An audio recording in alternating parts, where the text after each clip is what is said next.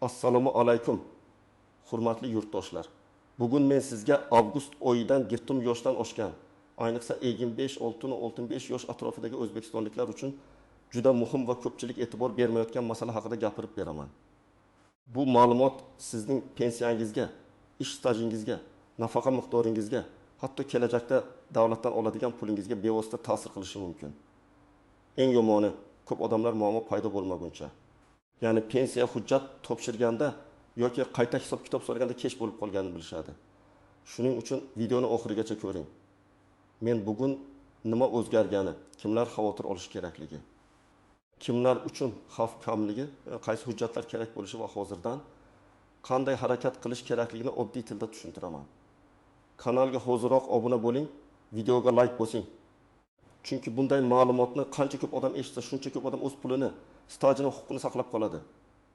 Oldin ko'p narsa qog'oz hujjatlar orqali hal bo'lardi. Mehnat daftarchasi bor, unda muhr bor. Ishga kirgan sana yozilgan, ishdan bo'shagan sana yozilgan bo'lsa, odamlar mening stajim aniq, hech qanday muammo bo'lmaydi deb o'ylashardi.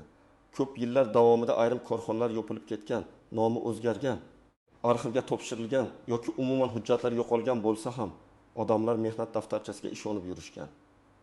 Hozir esa tizim tobora elektronlashyapti. Pensiya, ish staji, sug'urta badallari, ish haqi, soliq va bandlik ma'lumotlari turli elektron bazalar orqali tekshiriladi. Bu yaxshi tomoni bilan adolatliroq tizim yaratadi.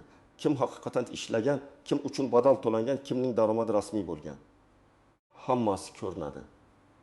Lekin yomon tomoni shundaki, agar siz ishlagan davr bazalarida ko'rinmasa, korxona hujjati arxivida topilmasa, ish beruvchi o'z vaqtida to'lov qilmagan bo'lsa yoki siz norasmiy ishlagan bo'lsangiz, bu davr pensiya hisobida muammo tug'dirishi mumkin. Avgustdan boshlab ko'p odamlar aynan shu masalada faollik tekshiruviga duch kelishi, pensiyaga chiqish oldidan hujjatlari qayta ko'rilishi yoki avval bor deb o'ylagan staji tasdiqlanmay qolishi mumkin. Men bu yerda vahima qilish kerak demayman. Lekin beparvo bo'lish ham mumkin emas. Chunki 70 yoshdan oshgan odam uchun har bir yil, ba'zan hatto 6 oy staj ham kelajakdagi pensiya miqdoriga ta'sir qiladi. Avval odamlar ko'pincha pensiyaga chiqishiga 1-2 oy qolganda hujjat yig'ishni boshlardi. Masalan, erkak kishi 60 yoshga yaqinlashganda yoki ayol kishi 55 yoshga yetganda pensiya jamg'armasiga borar, mehnat daftarchasini ko'rsatar, pasportini berar, kerak bo'lsa ish joyidan ma'lumotnoma olib kelar edi. Agar hammasi joyida bo'lsa, pensiya tayinlanardi. Muammo chiqsa, falon yildagi ish joyingizdan ma'lumotnoma olib keling. Arxivdan tasdiq kerak, ish haqi bo'yicha ma'lumot topilmadi deyishardi. Endi esa muammo shundaki, ko'p yillik stajni tasdiqlash to'g'ri hujjatga emas, elektron izga bog'lanib boryapti. Ya'ni sizning ishlaganingiz faqat mehnat daftarchasida yozilgani bilan emas, davlat bazalarida, soliq tizimida, tashkilot arxivida yoki boshqa rasmiy manbalarda ko'rinishi kerak. Agar biror davr bo'yicha nomutanosiblik bo'lsa, masalan, mehnat daftarchasida 1998 yildan 2004 yilgacha ishlagan deb yozilgan, lekin korxona tugatilgan. Arxivda buyruqlar yo'q, ish haqi qaydnomalari yo'q. Unda bu yillarni to'liq tasdiqlash qiyinlashadi. Bu ayniqsa 40-35 yosh oralig'idagi odamlar uchun muhim. Nega aynan shu yosh? Chunki 40 yoshdan keyin odamning mehnat tarixi allaqachon 15-20 yilga yetgan bo'ladi. Agar shu davrda xatolar bo'lsa, hozir tuzatish osonroq. 75-6 yoshdagilar uchun esa vaqt juda kam. 15 yoshdan oshganlar esa pensiyasi to'g'ri hisoblanganmi? Ayrim yillari tushib qolmaganmi? Qayta hisoblashga asos bormi? Shuni tekshirtirish kerak. Birinchi toifa 1990 yillar va 2000 yillar boshida ishlaganlar. O'sha davrda ko'p korxonalar yopildi. Kolxozlar shirkatga aylandi, shirkatlar tugatildi. Zavod va fabrikalar nomini o'zgartirdi. Ko'p joylarda hujjatlar tartibli saqlanmagan. Masalan, bir ayol 1994 yildan 2000 yilgacha tikuv sexda ishlagan. Mehnat daftarchasida yozuv bor, muhr ham bor. Lekin sex keyin yopilgan, arxivga hujjat topshirilmagan. U pensiyaga chiqayotganda 7 yil stajni tasdiqlash qiyin bo'lishi mumkin. Agar u hozirdan arxivga so'rov bersa, sobiq rahbarlar, guvohlar, buyruq nusxalari, ish haqi qaydnomalarini izlashga vaqti bo'ladi. Ikkinchi toifa uzoq yillar yakka tartibda ishlaganlar yoki bozorda savdo qilganlar. Ko'p odam men 20 yil bozorda ishladim, demak stajim bor deb o'ylaydi. Lekin pensiya hisobida muhim savol bor. Rasmiy ro'yxatdan o'tganmisiz? soliq yoki sug'urta to'lovlari qilinganmi? Faoliyatingiz hujjat bilan tasdiqlanadimi? Masalan, erkak kishi 2005 yildan 2020 yilgacha bozorda savdo qilgan, lekin faqat oxirgi 5 yilda rasmiy patent yoki ITT hujjati bo'lgan. U 25 yil ishladim deydi. Tizim esa rasmiy tasdiqlangan davr 5 yil deb ko'rsatishi mumkin. Bu katta farq. Uchinchi toifa xorijda ishlagan mehnat migrantlari, Rossiya, Qozog'iston, Turkiya yoki boshqa davlatlarda ishlagan yurtdoshlarimiz ko'p. Lekin har bir chet eldagi ish yili O'zbekistonda avtomatik pensiya stajiga qo'shilaveradi deb o'ylash noto'g'ri. Bu davlatlar bilan kelishuv, rasmiy mehnat shartnomasi, sug'urta to'lovlari, yashash va ishlash hujjatlari muhim. Masalan, bir kishi yil Rossiyada qurilishda ishlagan, ammo rasmiy shartnomasiz naqd pulga oylik olgan. U real hayotda ishlagan. Lekin pensiya hisobida tasdiqlash juda qiyin bo'ladi. Agar rasmiy ishlagan bo'lsa, hujjatlarni hozirdan yig'ish kerak. 4-toifa ayollar, ayniqsa farzand tarbiyasi sabab uzoq tanaffus qilganlar. Ayollar ko'p hollarda 34 nafar farzandni parvarish qiladi. Bir necha yil ishlamaydi, keyin yana ishga kiradi. Qonunchilikda ayrim davrlar stajga qo'shilishi mumkin. Lekin buning uchun farzand tug'ilganligi haqidagi guvohnomalar, ishdagi buyruqlar, ta'tilga chiqish va qaytish hujjatlari kerak bo'ladi. Agar hujjatlarda farzand familiyasi, ona familiyasi, nikohdan keyingi familiya o'zgarishi bo'yicha tafovut bo'lsa, qo'shimcha hujjat talab qilinadi. 5-toifa bugun ham norasmiy ishlayotganlar.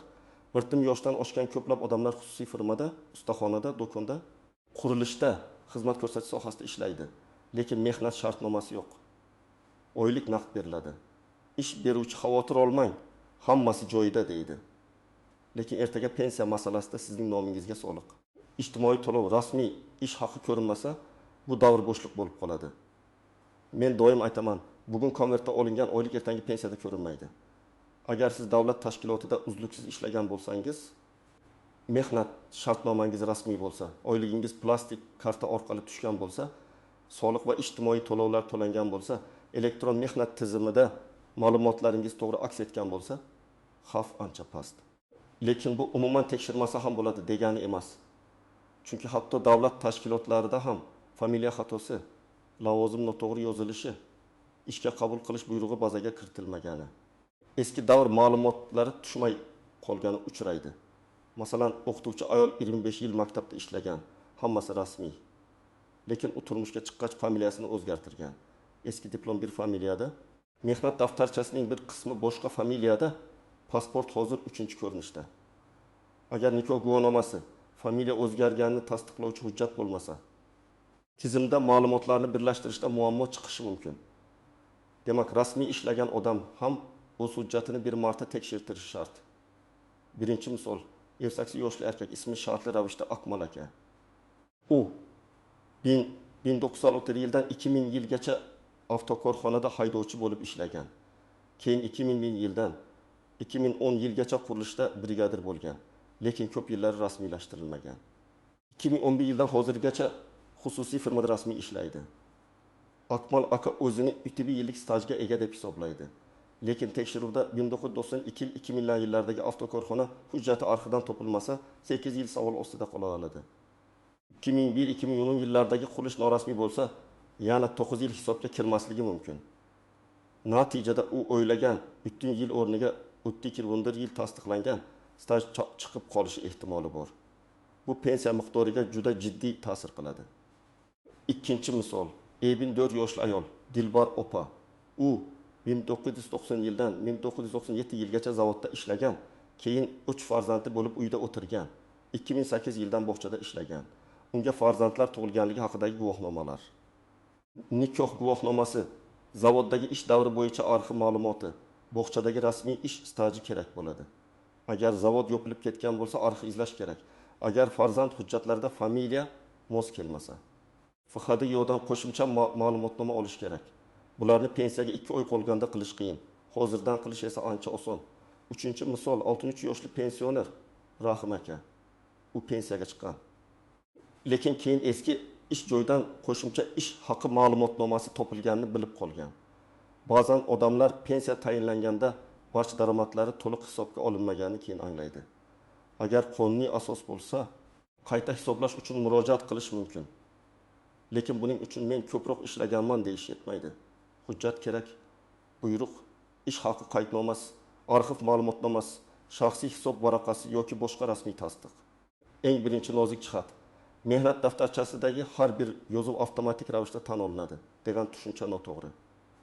Mehnat daftarchasi muhim hujjat, lekin undagi yozuv shubhali bo'lsa, muhr o'qilmasa, sanad tuzatilgan bo'lsa, buyruq raqami bo'lmasa yoki korxona ma'lumot topilmasa, qo'shimcha tasdiq so'ralishi mumkin. Ikkinchi nozik jihat, arxiv ma'lumotnomasi olish vaqt oladi. Ko'pchilik bir kunda olib kelaman deb o'ylaydi. Amalda esa arxiv qaysi tumanda, korxona qayerga topshirgan, hujjatlar saqlanganmi, nomi o'zgarganmi, bularning hammasi aniqlanadi. Ba'zan bir so'rovga javob bir necha hafta ketadi. Agar hujjat boshqa viloyatda bo'lsa, yanada uzoqroq cho'ziladi. Uchinchi nozik jihat ish haqi masalasi. Pensiya faqat stajdan iborat emas. Ish haqi ma'lumotlari ham ahamiyatli. Rasmiy oylik kam ko'rsatilgan bo'lsa, pensiya ham shunga qarab pastroq chiqishi mumkin. Ko'p odamlar hayotida 2 million olgan. Lekin rasmiy hujjatda 700 ming ko'rsatilgan davrlar bo'lgan. Pensiya tizimi esa og'zaki gapga emas, rasmiy raqamga qaraydi. To'rtinchi nozik jihat chet elda ishlaganlar uchun hujjat tarjimasi va tasdiqlanishi. Agar siz xorijda rasmiy ishlagan bo'lsangiz, mehnat shartnomasi, ish beruvchi ma'lumotnomasi, sug'urta badallari bo'yicha hujjatlar, ayrim hollarda notarial tarjima yoki konsullik tasdig'i kerak bo'lishi mumkin. Telefonimda rasm bor yoki brigadir biladi degan narsa yetarli bo'lmaydi. 5-nozik jihat, qarindoshning firmasi yoki oilaviy biznesda ishlash. Ko'p odam ukasining do'konida, turmush o'rtog'ining korxonasida, farzandining ustaxonasida ishlaydi. Agar rasmiy mehnat shartnomasi bo'lmasa, bu davr staj sifatida ko'rinmasligi mumkin. Oilaviy yordam bilan rasmiy ish o'rtasida katta farq bor. Birinchi qadam. O'z mehnat tarixingizni qog'ozga yozib chiqing. Qaysi yilda, qayerda ishlagansiz, korxona nomi nima edi, lavozimingiz nima edi, ishga kirgan va chiqqan sanangiz qachon, oylik rasmiy berilganmi, shartnoma bo'lganmi? Buni oddiy daftar yoki telefoningizda jadval qilib yozing. 1991, 1995, 1996, 2000, 2000, 2010 kabi davrlarga bo'lib chiqsangiz, bo'sh joylar darhol ko'rinadi. Ikkinchi qadam, mehnat daftarchangizni tekshiring. Unda barcha yozuvlar aniqmi? Muhrlar ko'rinadimi? Buyruq raqamlari bormi? Sana o'chirilmaganmi? Familiyangiz pasportdagi familiya bilan mosmi? Agar mehnat tarchasi yo'qolgan bo'lsa, uni tiklash masalasini kechiktirmang. Eski ish joylari, arxiv, buyruqlar, shaxsiy varaqalar orqali tiklash mumkin bo'lgan holatlar bor. Uchinchi qadam, elektron ma'lumotlarni tekshiring. My.guz, soliq organlari, bandlik yoki pensiya tizimlari orqali siz haqingizdagi ma'lumotlar ko'rinishini tekshirtiring. Agar internetdan foydalanishni bilmasangiz, farzandingiz, nevarangiz yoki mahalladagi mas'ul xodimdan yordam so'rang. Hozir uyalmaydigan vaqt. Bugun tekshirsangiz, ertaga minglab so'm, balki millionlab so'm zarar ko'rishning oldini olasiz. To'rtinchi qadam, arxivga so'rov bering. Agar eski korxona yopilgan bo'lsa, tuman yoki viloyat arxiviga murojaat qiling. Arizada to'liq ismingiz, tug'ilgan yilingiz, ishlagan davringiz, korxona nomi, lavozimingizni yozing. Menga pensiya tayinlash uchun ish stajim va ish haqimni tasdiqlovchi ma'lumotnoma kerak deb aniq ko'rsating. Pasport nusxasi, mehnat daftarchasi nusxasi, agar bo'lsa eski guvohnoma yoki buyruq nusxasini ilova qiling. 5-qadam, farzand, nikoh, familiya o'zgarish hujjatlarini tartibga soling. Ayniqsa ayollar uchun bu juda muhim. Tug'ilganlik haqidagi guvohnomalar, nikoh guvohnomasi, ajrim bo'lgan bo'lsa ajrim hujjati. Familiya o'zgargan bo'lsa tegishli ma'lumotnoma tayyor tursin. Hujjatlardagi bitta harf farqi ham ba'zan murojaatni cho'zib yuboradi. 6-qadam, hozir norasmiy ishlayotgan bo'lsangiz, ish beruvchi bilan ochiq gaplashing. Meni rasmiylashtiring, mehnat shartnomasi tuzing, oyligim rasmiy ko'rinsin deb talab qiling. Bu sizning huquqingiz. Ish beruvchi keyin qilamiz desa, bilingki, keyin zarar sizga bo'ladi. Bugungi rasmiy ish nafaqat pensiya, balki kasallik varaqasi, mehnat nizosi, kredit olish, ijtimoiy himoya masalalarida ham kerak bo'ladi. 7-qadam, pensiyaga yaqinlashgan bo'lsangiz, pensiya jamg'armasining tuman bo'limiga oldindan maslahatga boring. 25 yoki 60 yoshga 1 yil qolganda borish uyat emas, aksincha juda to'g'ri qaror. Mening hujjatlarimni oldindan ko'rib bering. qaysi davrlar bo'yicha tasdiq kerak deb so'rang. Shunda sizga aniq ro'yxat berishadi yoki kamida yo'nalish ko'rsatishadi. Agar arxivga yoki sobiq ish joyiga murojaat qilsangiz, arizani mavhum yozmang. Masalan, menga ma'lumot bering deb yozsangiz. Javob ham umumiy bo'lishi mumkin. To'g'riroq shakl bunday bo'ladi. Men falonchi 1996 yil mart oyidan 2003 yil iyul oyigacha falon korxonada falon lavozimda ishlaganman. Pensiya tayinlash uchun ushbu davrdagi ishga qabul qilish va ishdan bo'shash buyruqlari, ish staji hamda ish haqi to'g'risida arxiv ma'lumotnomasi berishingizni so'rayman. Mana shunda izlanadigan ma'lumot aniq bo'ladi. Agar pensiya jamg'armasiga borsangiz, o'zingiz bilan pasport yoki ID karta, mehnat daftarchasi, diplom, harbiy bilet agar mavjud bo'lsa, nikoh va farzandlar guvohnomasi, arxiv ma'lumotnomalari, ish haqi ma'lumotlari. Chet elda ishlagan bo'lsangiz, tegishli hujjatlarni olib boring. Har bir hujjatdan nusxa tayyorlab qo'ying. Aslini ko'rsatasiz, nusxasini topshirasiz. Hujjatlarni papkaga yilma-yil tartibda joylashtiring. Bu oddiy ko'rinsa ham amalda ishni ancha tezlashtiradi. Yana bir muhim maslahat, har bir topshirgan hujjatingizning nusxasini o'zingizda qoldiring. Ariza topshirsangiz kirim raqami yoki qabul qilinganini tasdiqlovchi belgi oling. Telefon orqali aytilgan gapga tayanib qolmang. Rasmiy murojaat rasmiy javob beradi. Agar javobdan norozi bo'lsangiz, yuqori tashkilotga yoki qonuniy tartibda shikoyat qilish imkoningiz bo'ladi. Agar siz allaqachon pensiya olayotgan bo'lsangiz ham, menga aloqasi yo'q demang. Ba'zan pensiya tayinlangan vaqtda ayrim yillar hisobga olinmagan bo'lishi mumkin. Ayniqsa eski korxona hujjati keyin topilgan bo'lsa, ish haqi ma'lumotnomasi yangidan olingan bo'lsa, familiya bo'yicha xato tuzatilgan bo'lsa, qayta ko'rib chiqish uchun asos paydo bo'lishi mumkin. Albatta, har bir holatda natija kafolatlanmaydi. Lekin tekshirdirish huquqingiz bor. Masalan, bir pensioner 20 yil oldin pensiyaga chiqqan. O'sha paytda kolxozdagi 5 yillik ish davri bo'yicha hujjat topilmagan. Keyin tuman arxivida eski qaydnomalar saqlangani aniqlangan. Shunday holatda u ma'lumotnoma olib, pensiya jamg'armasiga murojaat qilishi mumkin. Eng muhimi, hujjat rasmiy bo'lishi kerak. Qo'shnining guvohligi ayrim holatlarda yordamchi bo'lishi mumkin. Lekin asosiy kuch baribir rasmiy hujjatda. Hurmatli yurtdoshlar, avgustdan boshlab 65 yosh va undan kattalar uchun eng yomon xabar shuki, endi ishlaganman-ku degan gapning o'zi yetmaydi. Staj, ish haqi, sug'urta, rasmiy mehnat va arxiv hujjatlari aniq bo'lishi kerak. Kimning hujjati tartibli bo'lsa, u xotirjamroq bo'ladi. Kimning eski ish joylari yopilgan, norasmiy ishlagan, chet elda hujjatsiz mehnat qilgan yoki familiya hujjatlarida tafovut bo'lsa, u hozirdan harakat qilish kerak. Men sizga vahima tarqatish uchun emas, ogohlantirish uchun gapiryapman. Chunki pensiya masalasida vaqt eng muhim omil.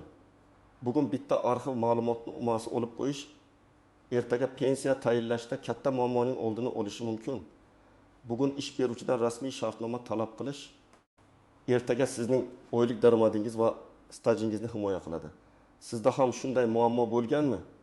Eski ish joyingiz topilmayapti, arxiv ma'lumotnomasi ola olmayapsizmi? Pensiya hisobida yillaringiz tushib qolganmi? Izohlarda yozing. Men keyingi videolarda eng ko'p uchraydigan savollarga alohida javob beraman.